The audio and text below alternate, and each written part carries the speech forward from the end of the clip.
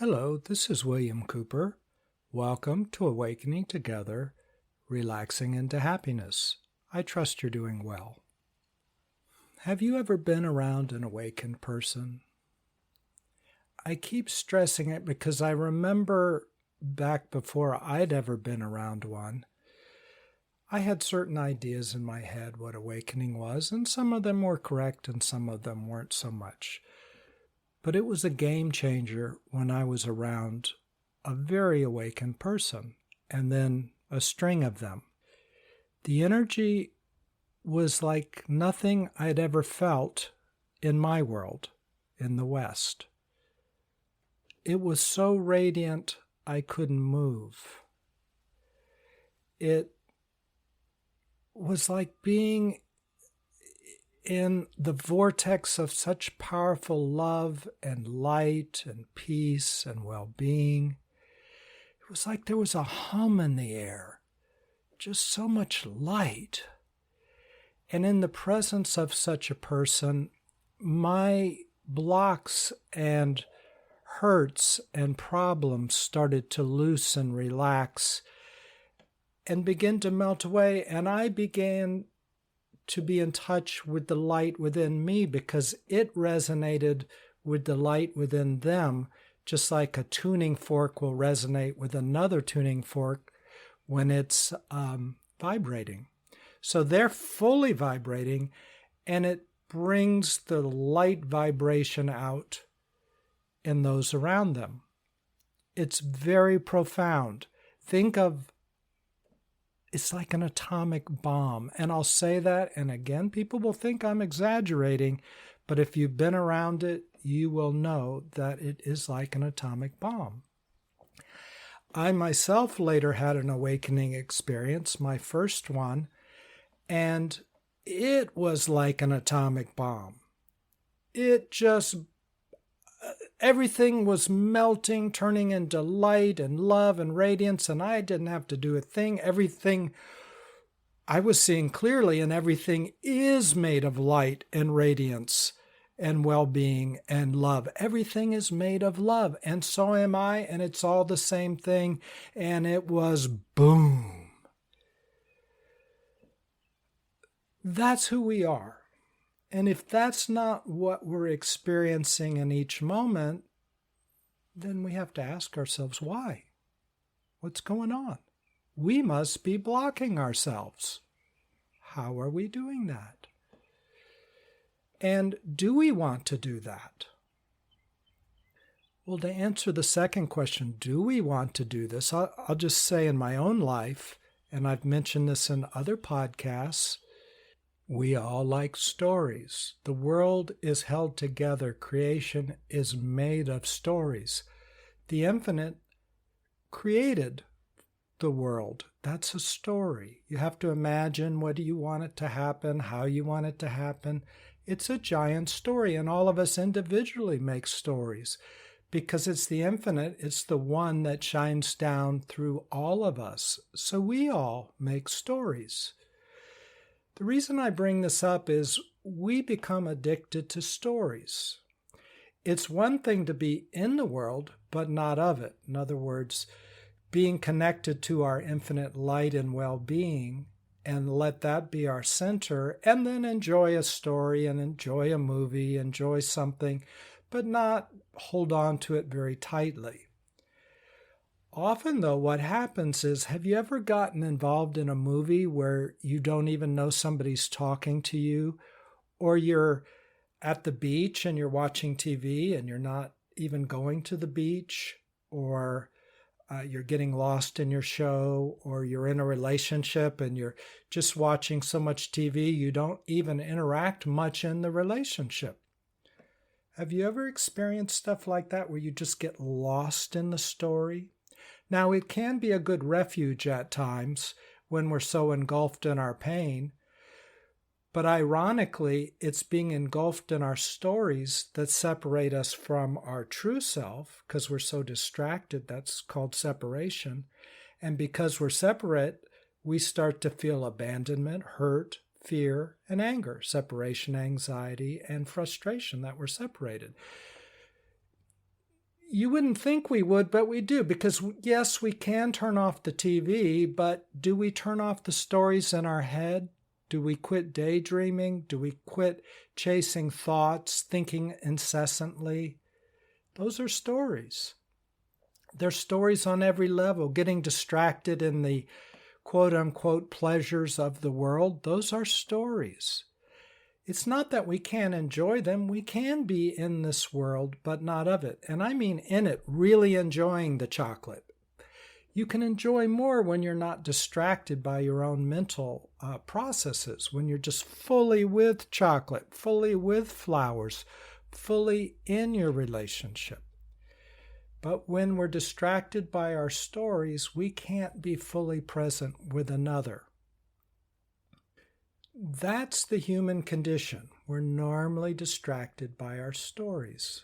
And that's why we're not radiant, because we're distracted. We're blocked. That's what's blocking our radiance, is our distraction into the stories of the moment. So what to do? Should we meditate? Yes, I think meditation's a good idea. You know why? Because on our own, we can connect to our true self and to the world fully, and we'll talk about that in a moment.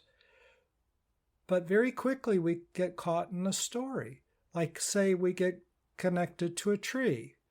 Then suddenly we're thinking, oh, I need to do my gardening at home, and I wonder what the price of soil is at the nursery, and where's my rake anyway? I mean, that's a story. So now we're not connected to the tree anymore. We're lost in our thoughts. And just walk through the day. Try not to think. You'll find that you get lost in thoughts. It's almost impossible because we're addicted to our stories. How is meditation helpful? Well, when you're addicted to something, it's good to start taking a few moments to loosen that addiction. When you sit down, and that's generally what you do in meditation, as we've discussed before, your mind will race, you'll feel emotions, and the point of meditation is you watch them without getting sucked into them. You just experience your emotions without getting sucked into them. You experience your thoughts. You're aware of your thoughts, but you're not chasing them down a blind alley. You're just watching them think. When you do that long enough, they expend their energy, they fall apart, and they turn into what they're made of, radiant consciousness that has previously been shaped into thoughts and emotions. So when you sit down, it prevents you from running to the refrigerator suddenly and eating a pie, or running down the street and talking to your friend, which is normally what happens when, even under the best of intentions and best circumstances, we try to stay connected and present. When you're addicted, you just can't do it. It's hard. And that's where we are. So yes, meditation is important, I think. But is it always necessary? I think it's a good thing to do every day. But what about other times? Do you have to meditate? Or what if you don't meditate on a day? Are there other ways to awakening? Yes, there are lots of other ways. Fundamental to all of them is staying connected to who you are, your radiance and your light. That's the blinding light that comes through these masters. It's your light too. It's all one light. It comes flowing through you all the time. 24 hours a day it's flowing through you. We're only blocked because we're lost in our stories. That's what blocks us.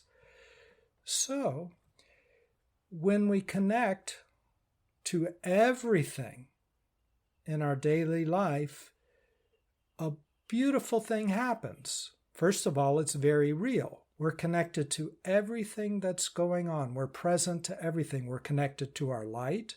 Because even on the worst of days, there's some part of you that feels some sort of light or peace. It's an odd thing, but just look somewhere. It's there. Now, at the same time, there's a compelling, you feel pulled to your addiction. You feel pulled to thoughts and emotions, and those are troubling perhaps. Or perhaps they're functional.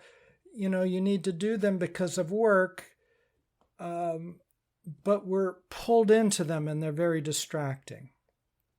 As we've said previously, thoughts can be useful tools, how to do math or how to get through your workday or how to be productive.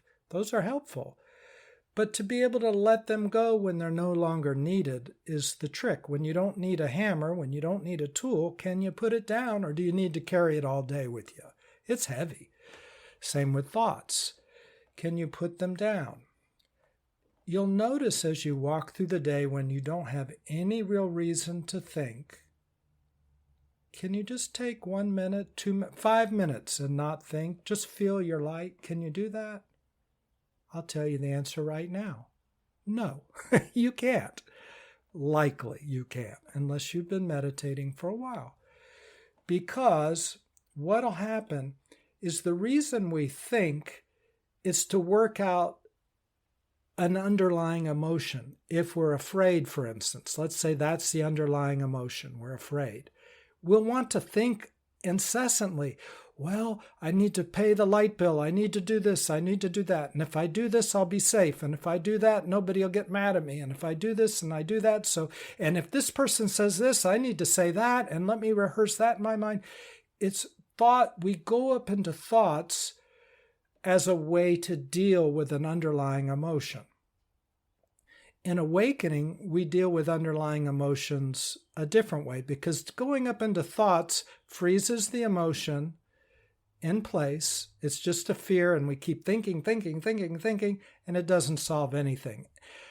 It appears to relax us if we work it out in our head, and so temporarily there's a quick fix. That's the addiction. But it doesn't really solve anything. In Awakening, what we do is we quit thinking. For the most part, you can't do all this. It's hard, but we try to wean off of it as much as we can. Just quit thinking for a moment. When I quit thinking for a moment, I'll feel the underlying emotion. I'll get panicky. So that's the feeling. Panicky. I got to think. Or I'll get angry. That person did. I feel angry. I need to work this problem out. Or abandon. I need love. And I was trying to think a way to get some love. The personality is just one big getting machine. It's trying to get. It's trying to get whatever the underlying emotions are wanting. Now, the underlying emotion, if you simply feel it, that's where the addiction is. It will be desperate for you to do something to solve its own discomfort. Ironically, what solves the discomfort is for it to disappear. It's what's blocking you. An emotion of hurt feels abandoned. The reason why it's blocked from infinite love, which you are, is because it's standing in a way. It's a big object that you created that's blocking your view and experience that all the love in the world is you. You don't need love, you are love. So the way to let it dissolve, as we've talked about before, first you don't think, then it comes to the surface. I'm hurting. And then just feel it. Don't do anything. I had a monk say to me once, to do anything is to do too much. Do nothing. Do nothing. Can you go 5 minutes with doing nothing? Say you just walk down the street and don't do anything. No thinking needed, no emotions. It doesn't take any thought to walk to the corner much. It's minimal thought, being in the world but not of it. It's not through willpower. It's through listening to your heart. Now, as you walk, as you're in nature or wherever you are, nature is a really good place because the vibration is one of being. Being shines through nature so clearly with so much bright light that you're influenced by nature, just like you are by being around a saint. Nature's not thinking and blocking itself. It's just flowing. Just like a saint isn't thinking and blocking himself. He's just flowing, or she's just flowing. So being in nature, you know how cut off we are? This is funny. It's a good thing, but it's kind of funny. Didn't you see the study that just came out that said it's good for your health and well-being, and you lessen depression if you're in nature for 2 hours a week? Really? We need a study for that? That's how blocked we are. Oh my goodness. Anyway, yes, if you're in nature, what you want to do to deepen and to let your blocks go is connect. Because blocks or thinking or emotions, they block connection. So when you connect, you will feel the light that comes through that connection. If you're with a tree, connect to the tree. You will realize at the same time and experience anything that's been blocking you from the connection.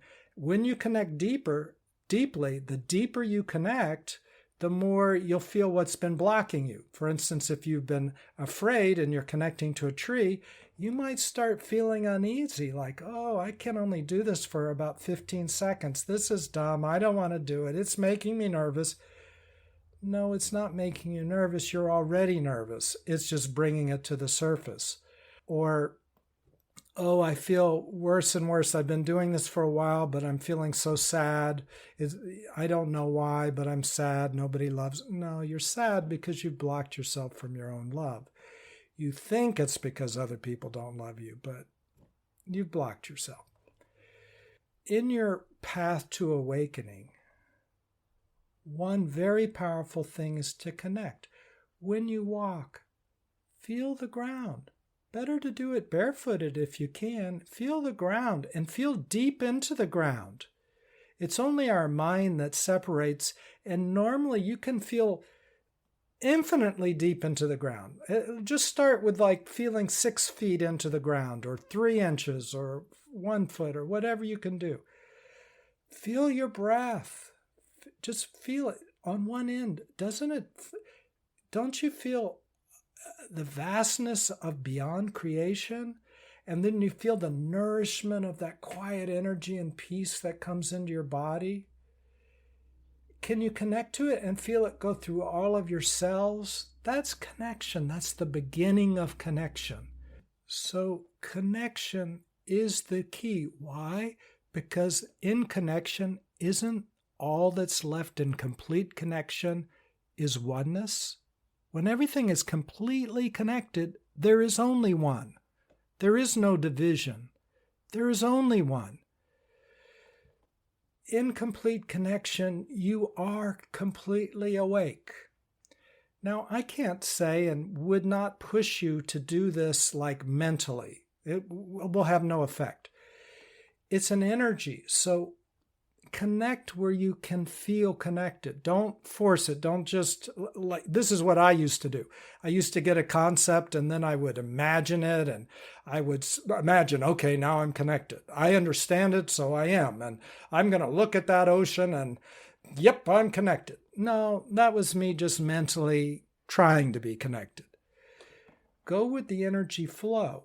If you feel connected to the fragrance in the air, if suddenly that's resonating in you and creating a vibration, an energy, go with that. That's where the primary connection is in that moment. If it goes to your feet and you feel the ground, feel that.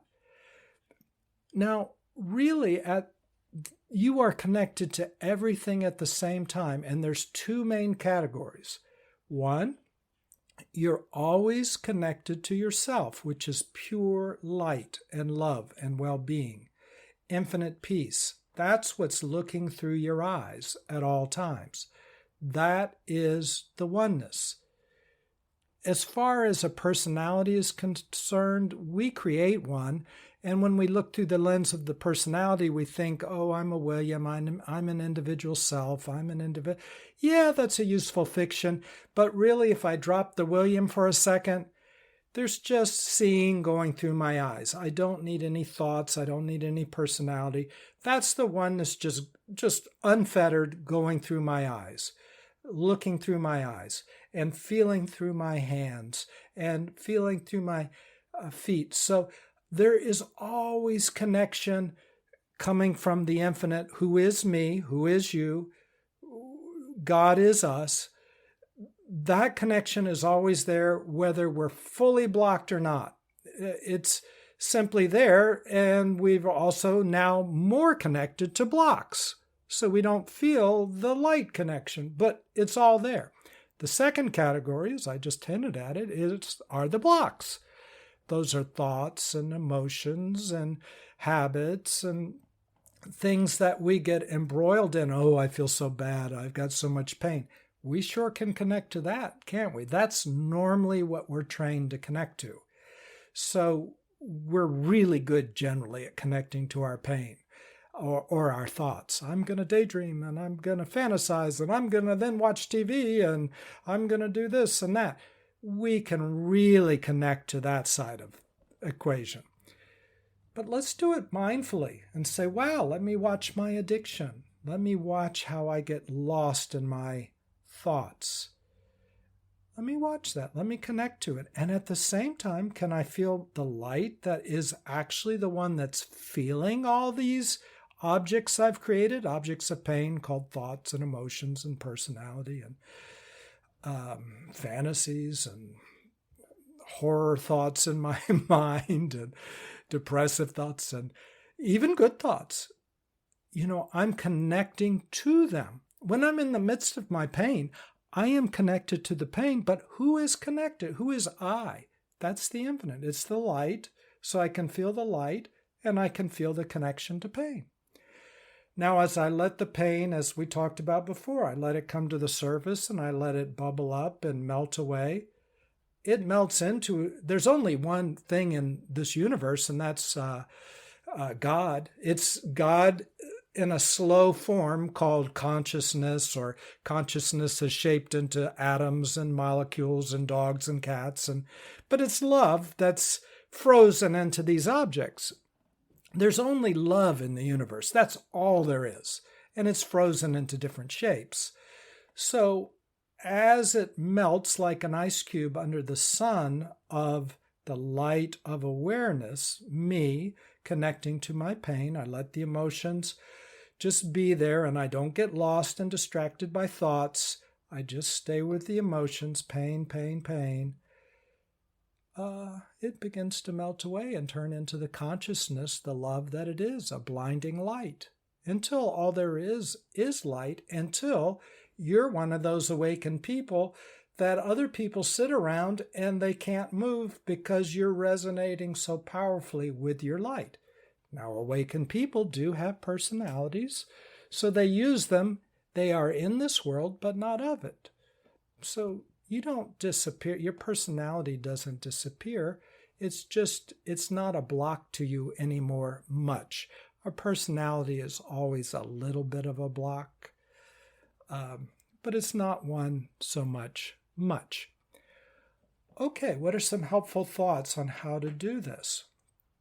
Well, if you want to stay connected to your light and not get distracted into your addictions of thinking and emoting and getting lost in stories, there are some useful techniques. One, for instance, is a mantra. You can say a mantra to yourself. And what I mean is you take a truth.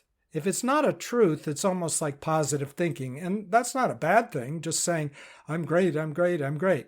Yeah, okay, I don't feel great, but I'm just going to say it over and over. That's positive thinking. But if you connect to a truth that you feel, that it's that energy you feel, and let's say in that moment you feel somewhere inside of you some peace, and you want to stay connected to that peace, you could go, peace, peace. Just maybe on every out breath, or just when you feel like it, peace, or I am love, or God is me, or you could say I am God, but that did get Jesus killed, so I wouldn't say it out loud. It's just the whole creation is God. So mantras are helpful. Conscious languaging is basically a mantra. You say, I am whatever it is that you're feeling, whatever it is that you both want and are feeling. I am completely awake. You feel that energy of awakening happening, and just saying I am completely awake keeps you focused on it, and it's saying it in the present moment. So it opens up the habits of your mind that have been blocking and saying, no, I'm not awake, I'm not awake. Ramana said once, the only difference between you and me is I know I'm awake and you don't think you are. Now, it's not a linguistic word trick he was saying. It was just what I'm saying. It's true. He didn't have filters that were saying, I'm not awake, because we all are the divine all the time anyway, but for the filters we put on top of it. So he didn't have those. And he was pointing that out to somebody. So you can use these kind of things. You can just be connected to creation as your mantra. Feel your feet on the ground, or your breath, or some other device. Most spiritual practices are more or less this way. They are aiming to keep you connected to your truth.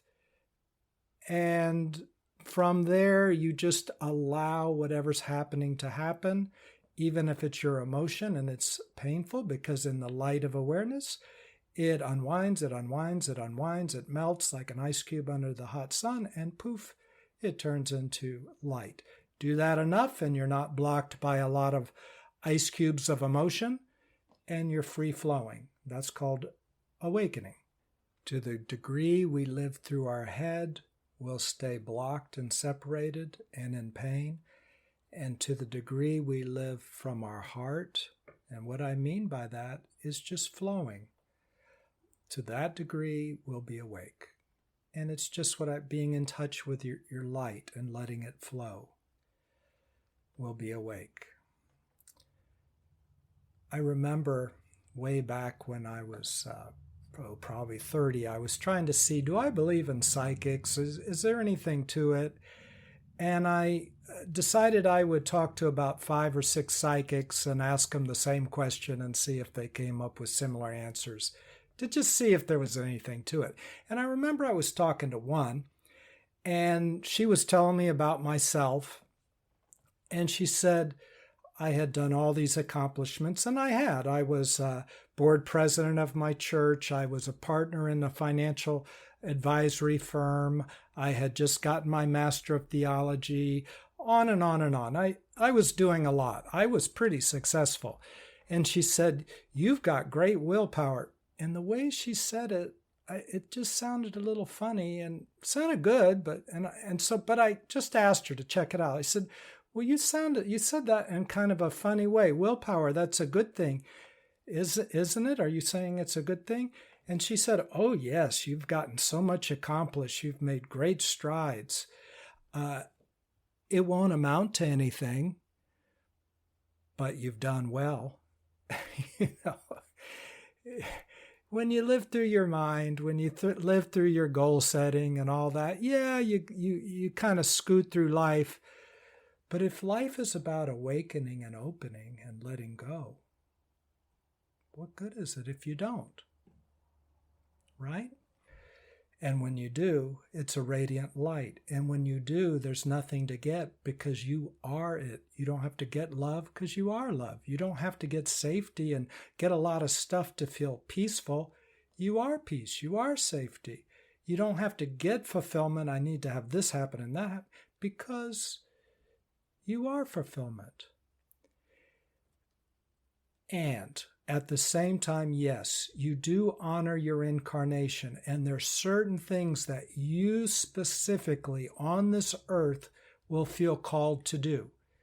And you don't spiritualize those away. Like, yeah, I am love, I am peace, I am well-being, so I really shouldn't have to, I won't work hard at this thing that deep down inside I want to do. No, you listen to yourself and you follow your incarnation. The divine is both everything of which creation is made, and because everything is made of the divine, it's creation itself. And there's a reason why you have a deep desire to do something specifically in your life. And that would be honoring your incarnation. I want to be an accountant. I want to be a lawyer. I want to be a doctor. I want to help people. I want to be a Doctors Without Border. I want to just work at the food bank. I want to be a gardener. Whatever you're called to do, do it. Now, I'll say one last thing in this podcast. I like what Jean Houston said. She says when she wakes up every morning, she pictures her highest and best good, what it is that she wants for herself. And she suggested that everybody do this. Take 5 seconds every morning, or 10 seconds, or 1 second, and just picture what you want. What is your heart's desire? And picture it. Why? Because it begins to melt off old habits, old filters that would say otherwise. Now, I know when you picture something, when you visualize something, it itself is a filter of sorts anyway, because isn't it something deeper? Isn't it like the conscious languaging? Isn't it like the mantras? Because we're connecting to something deep, something our heart desires. That's where deep clarity resides. What she pictures in the morning is she sees herself as golden light. That's what she wants to experience all the time, herself as light. Another person might picture themselves as being a great singer in a way that feels good to their heart, or being in a great relationship, or loving well, or whatever you're called to do. So that's a wonderful mantra. Picture every morning what it is that you would desire. So what are we? We're a combination of two things, creation and beyond creation. The oneness, great light and beyond, and we're always connected to that, and creation, which is a creative movement. It's a personality, it's thoughts, it's emotions, and yes, I know some of them are blocking, and sometimes it's a horror story, and sometimes it's a love story, but that is who we are. We're all of these things. And to connect, you connect to all of them just the way they are, without changing them, because that is how they are. Other than connecting to that, we start to fantasize and go up into our head and pretend like it's not that way, but it is that way. And in that connection, things begin to melt, and we can be guided by our heart. Our intuition will unfold. Jean Houston's intuition shows her as golden light. Your intuition will show you what your next step is, or what your ultimate step is. Follow your intuition. Beautiful light, or love, or a wonderful singer, or a wonderful gardener. Follow your intuition. Connect to it all. You're in this world connected, but not of it. That's awakening. Okay, awakening through connection. I've enjoyed talking with you. I look forward to next time. I trust you have a great week. Take care. Bye. Hello, this is William. If you've enjoyed this podcast, please consider sharing it with somebody else. Send them a link. Thanks so much.